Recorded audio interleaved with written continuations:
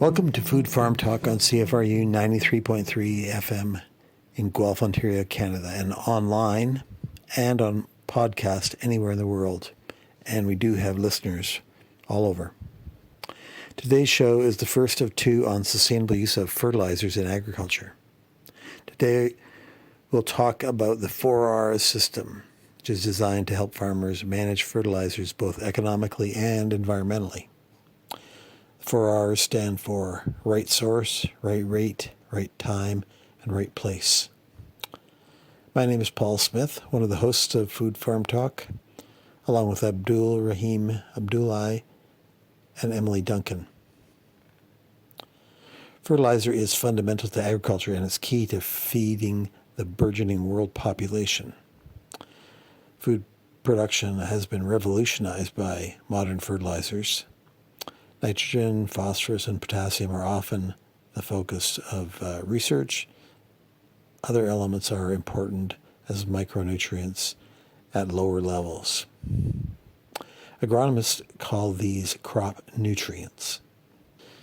Yet fertilizer and nutrient use can have unintended effects on soil ecosystems, water quality, greenhouse gas emissions, and other environmental features.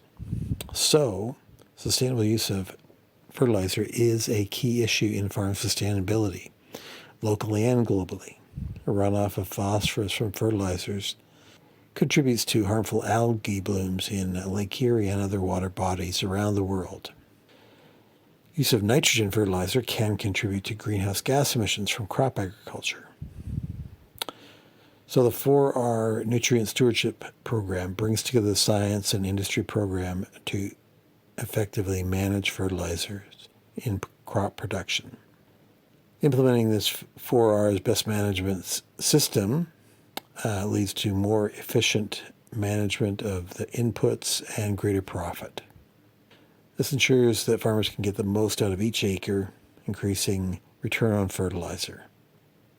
Lots of great science on fertilizer and nutrient management for crop production comes from Guelph here, such as the work of Claudia Wagner-Riddle and Ivan O'Halloran and many others. This first episode on fertilizer talks about how fertilizers are managed and how the 4R system works, how it developed, the science behind it, and who the different players are. The public may think farmers do all their work on their own, and they often are very independent-minded, but there are many kinds of advisors that farmers use to help them run their farm businesses. Agronomists are one such advisors, and most people have no idea what an agronomist is. Next week, we'll look at the environmental issues the 4Rs helps address and some of the research that's gone into it. So make sure to tune in for that one too.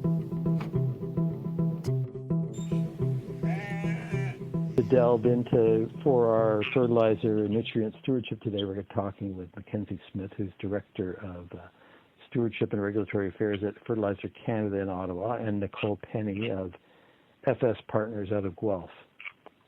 So we've asked Mackenzie and Nicole to participate today because the 4R system is sponsored by the fertilizer industry and it's implemented through agronomists that advise farmers about their use of fertilizers and crop production.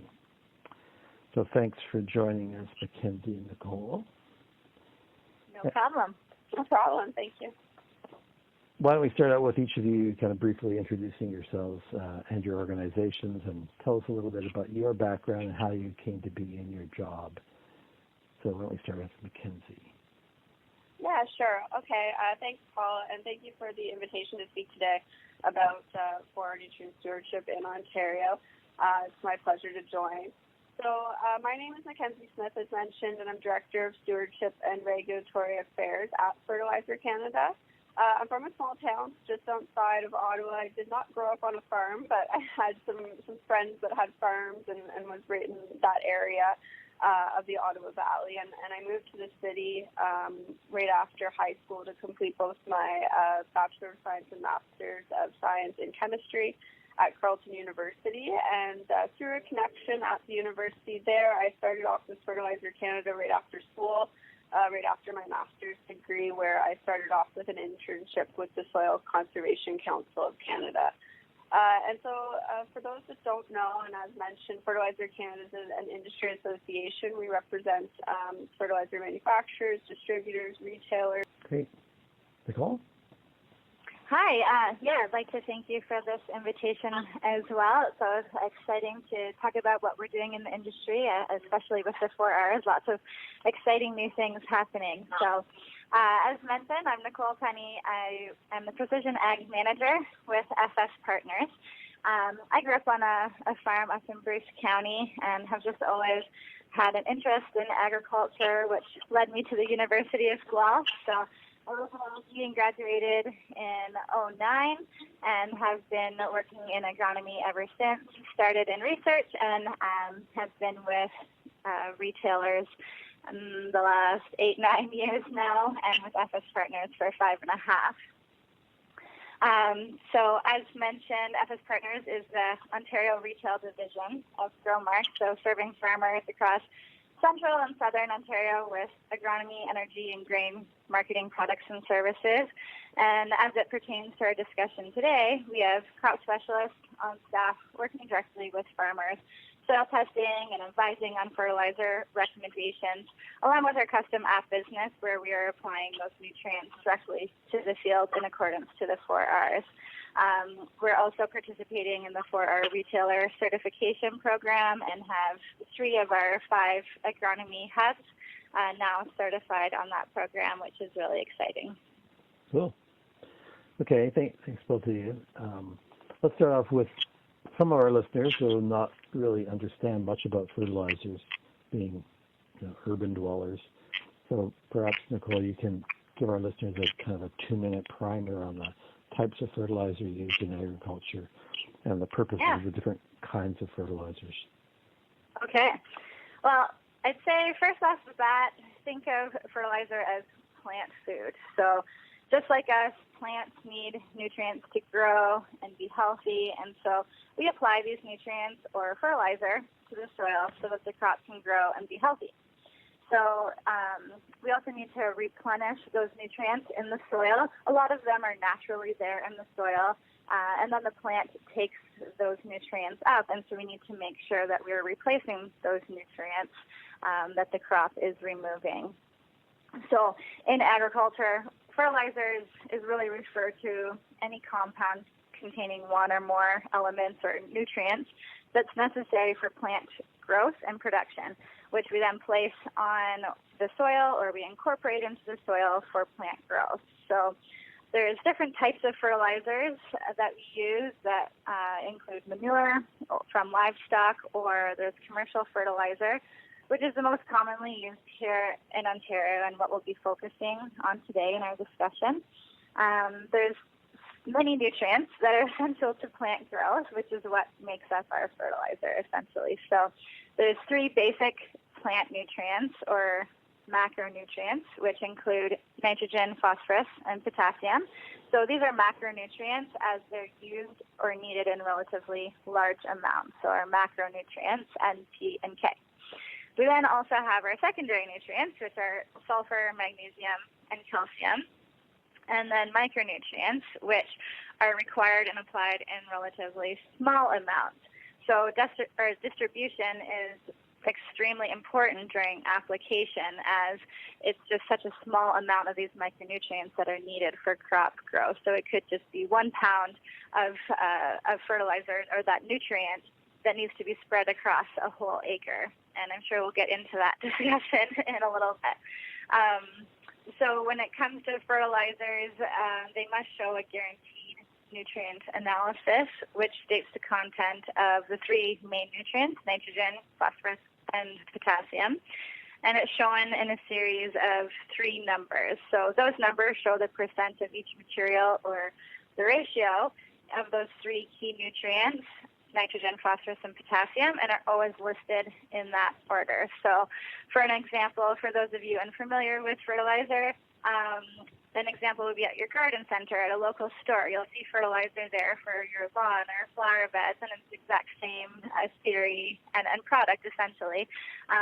So if you had an analysis of 10, 10, 10 on a bag, it means that that bag contains 10% of each material, so 10% nitrogen, phosphorus, and potassium. Thanks, Nicole. So that is a good entry point into fertilizers. So if we start to talk about the 4R system, it's based on kind of simple principles, if you like, that for communication purposes as much as anything, but kind of the right source at the right rate, the right time, and the right place.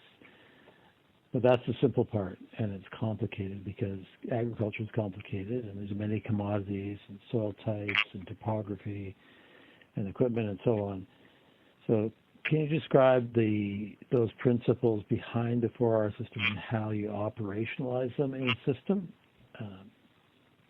Yeah, thanks, Paul. I'll start off with sort of a general idea of what is meant by 4Rs and where it comes from, and then pass the mic over to Nicole to dive a bit deeper into some of the specifics. But 4R nutrient stewardship is an innovative approach to fertilizer best management practices, and it's internationally recognized across the globe. So here in Canada, we have various programs and branding specific for Canadian agriculture, but it is an internationally applied principle and framework. The approach, it's important to remember that it considers not only the economic benefits of best management practices for fertilizer, but also environmental and social benefits as a whole. And it's essential in reaching sustainability for agricultural systems from a nutrient management standpoint. And so across the country and with different provinces that we're engaged with, the agriculture industry, government, conservation authorities, especially in Ontario, have come together and committed to sustainable food production. And 4Rs is mentioned in various plans like the Canadian Ontario Lake Erie Action Plan. And what we feel is that 4R nutrient stewardship provides not only a science-based framework for this, but also brand recognition to be able to communicate to the public and other stakeholders that nutrients are being managed, that this is being implemented, it's being validated, and that we're helping to communicate those efforts as well. So as you mentioned, Paul, the concept is simple from a communication standpoint. Apply the right source of nutrient at the right rate, the right time, and in the right place. But as Nicole knows probably better than I, and we'll get into a bit more, the implementation is fairly knowledge intensive, it's site specific, and specific to even at a farm level. So the right source to us means ensuring a balanced supply of essential plant nutrients, including, but not limited to, granular liquid fertilizers or manures. The right rate is applying just enough fertilizer to meet the needs of the plant while also accounting for the nutrients that already are available to the crop in the soil. And then the right time means applying fertilizer when a plant can get the most benefit, and also avoiding times, therefore, when fertilizer can be easily lost to the environment, say after a rainfall or on frozen ground.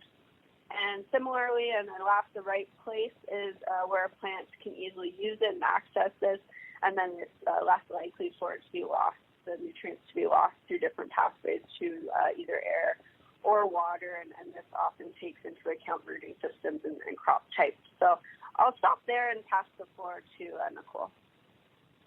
Okay. So as Paul mentioned, he's absolutely right in saying that agriculture is complex, and every crop is different and has different needs and production practices, soil type or soil test. The available nutrients in each field is different, and even within each field, you can have extreme variabilities, as Mackenzie mentioned, managing it site-specific.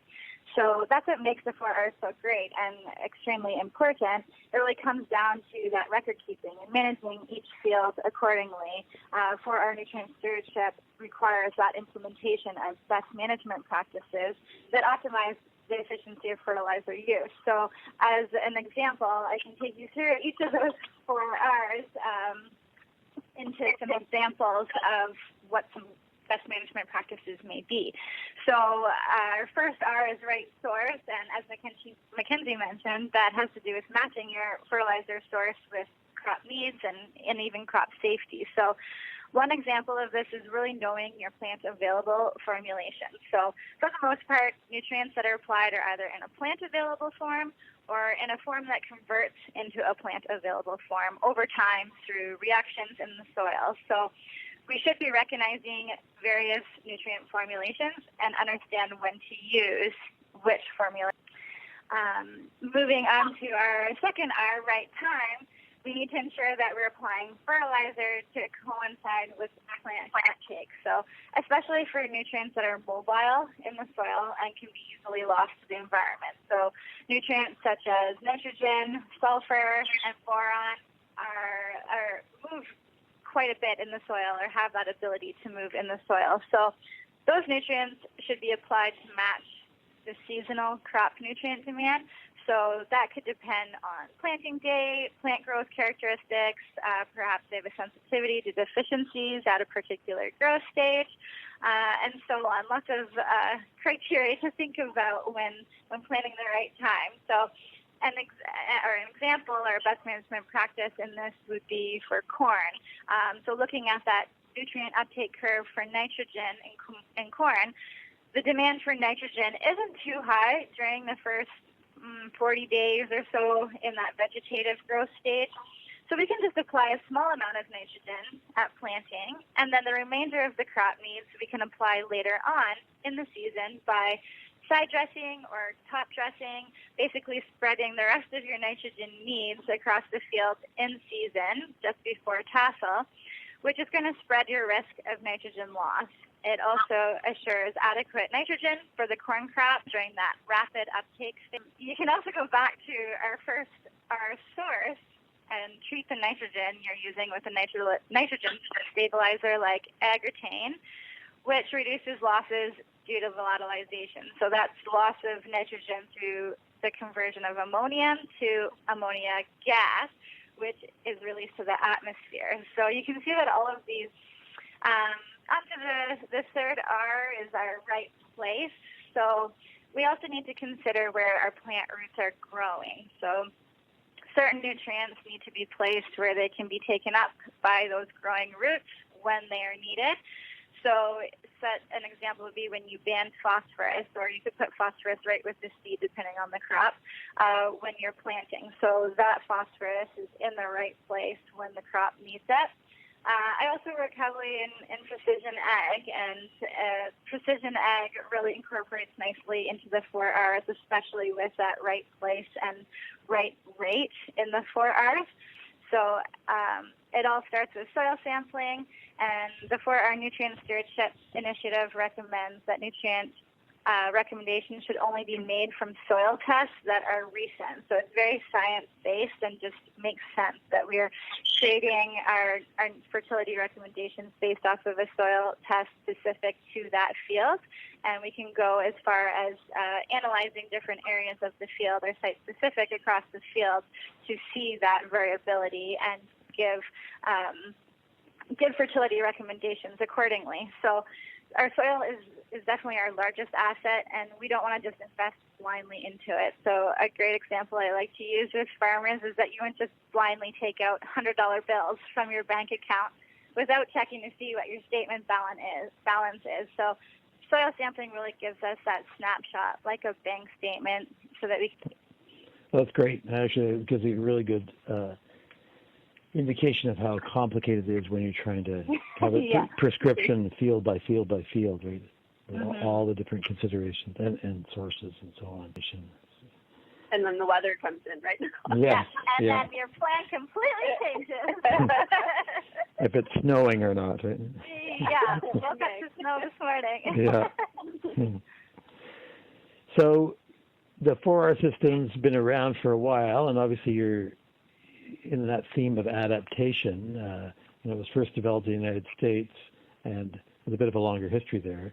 Maybe you can talk to us about how that development of a system for Canada, and then you kind of customize it for different provinces within Canada as well. So our group group in Ontario that's been a group now for about 6 years, going on 7, is a dynamic collaborative group that we call the 4 Ontario Steering Committee. And this is made up of ourselves at Fertilizer Canada, other industry folks like retailer representatives like Nicole, the Ontario Agribusiness. We also have governments, being OMAFRA and Ministry of Environment, that sit at the table.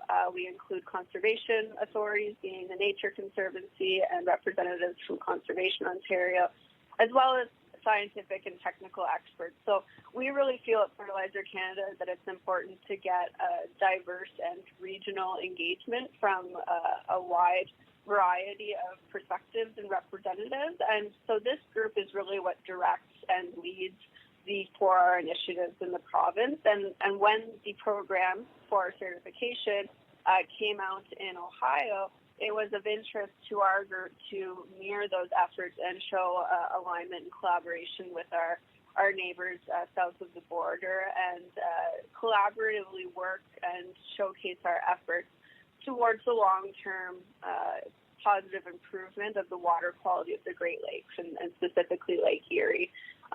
So as most on the phone know, Ontario represents a large portion of Canada's most viable and productive cropland, but it's also been a leader over the last, specifically in this space, over the last 6-7 years in nutrient planning and crop production, and the provincial government has recognized this as a valuable tool for meeting the province's agriculture and environmental goals. So not only is there the 40% reduction of phosphorus loading in Lake Erie by 2025, but there's also goals to increase agricultural productivity as well, and 4R Nutrient Stewardship offers a way to accomplish both. The 4R certification program was launched late 2018, in the fall of 2018, and since then we're happy to say that we have 31 retail locations that have gone through a pre-audit, which is basically step 1 of the program, and we now have 17 locations that have successfully completed their audit to become 4R certified.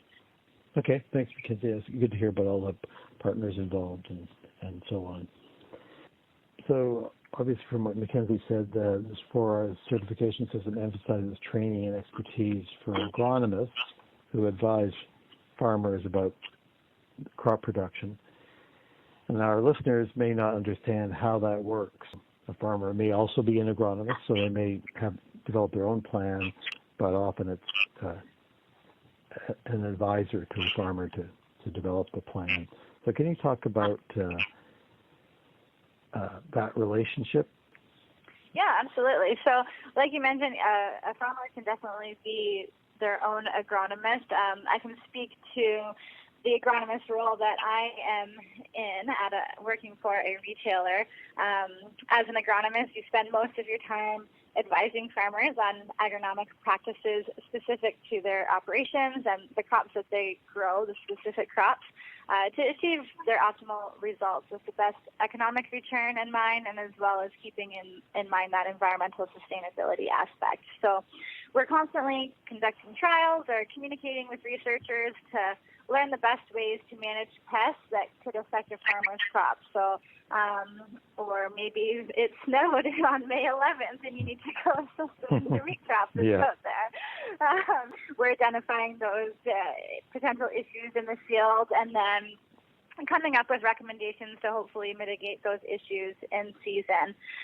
Nutrient management and stewardship is obviously a big part of the agronomist's role and what we're talking about today. So looking at that planning and implementing practices designed to manage crop nutrition for the improved efficiency of their crop production systems and optimizing the nutrient use. So really advising farmers on nutrient recommendations according to their soil tests, their soil types, crops, achievable yields.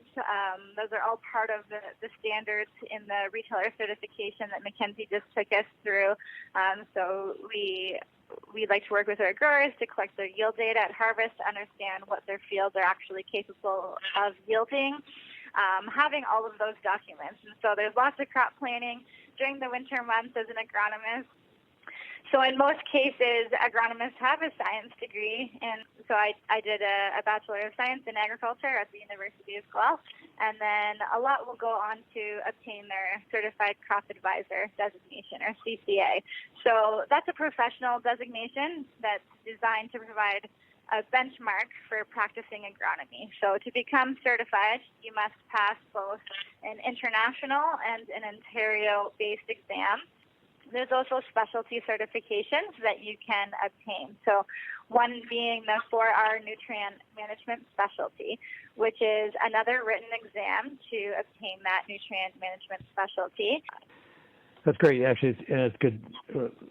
Want to convey to the listeners that the complexity of advisors that farmers use to carry out their business, because I don't think that's generally appreciated.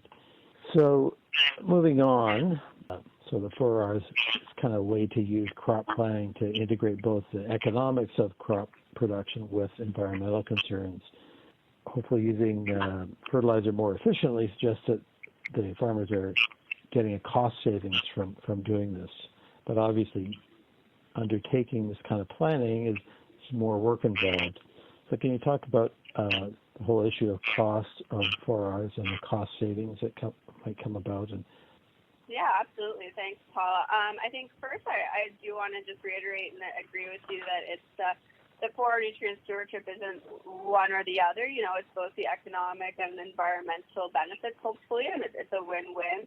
But interestingly, on the topic of economics, in our last fertilizer use survey that we conducted this year, we have a sample of 500 Ontario corn soybean growers specifically for this province, but we do survey elsewhere as well across the country. But it was interesting that when we asked growers across the board what's the number one benefit of 4R to them, they answered by far that it was an economic return.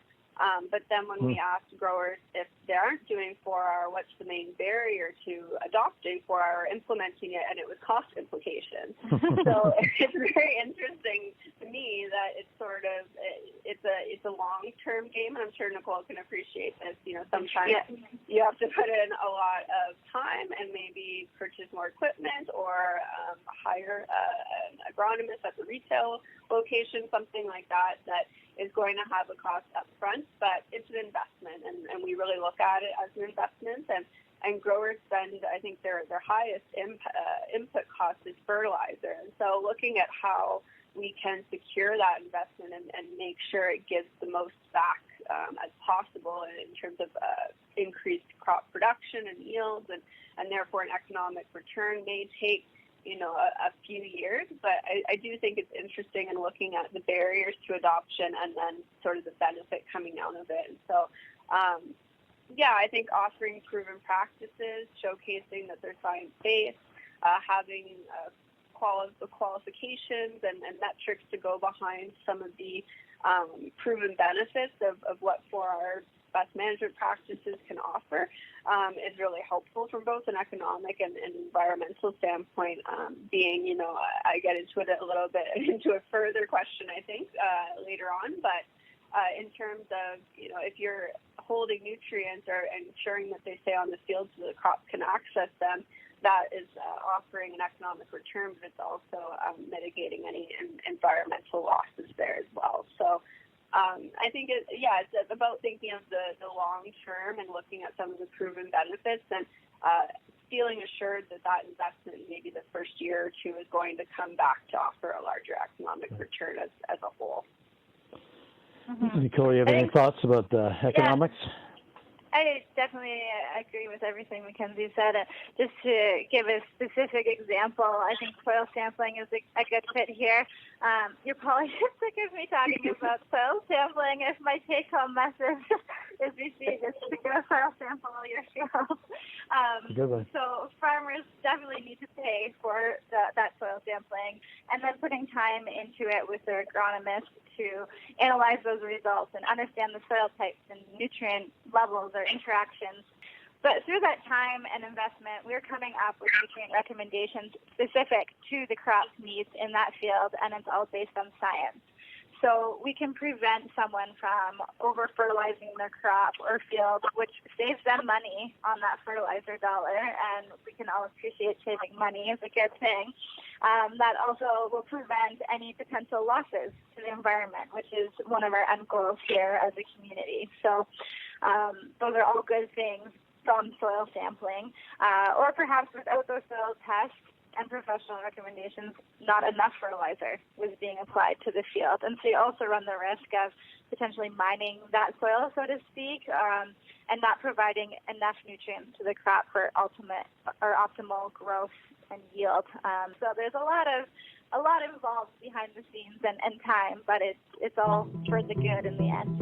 Yeah, very good. So in today's episode, you've heard a lot about fertilizers, all the factors that affect how they're managed to grow crops, and the skills and knowledge needed to plan for sustainable fertilizer use. Hopefully you understand a bit more now about the right source at the right rate, at the right time, and the right place. Next week we'll look at the environmental issues the 4Rs helps address and some of the research that's gone into that. So make sure to tune in for that. Thanks to Mackenzie Smith and Nicole Penney for coming on the show today to share their knowledge. If you have any thoughts or observations on the show, please post them to our social media feeds at Food Farm Talk on Twitter, Facebook, and Instagram. Thanks for listening and stay safe.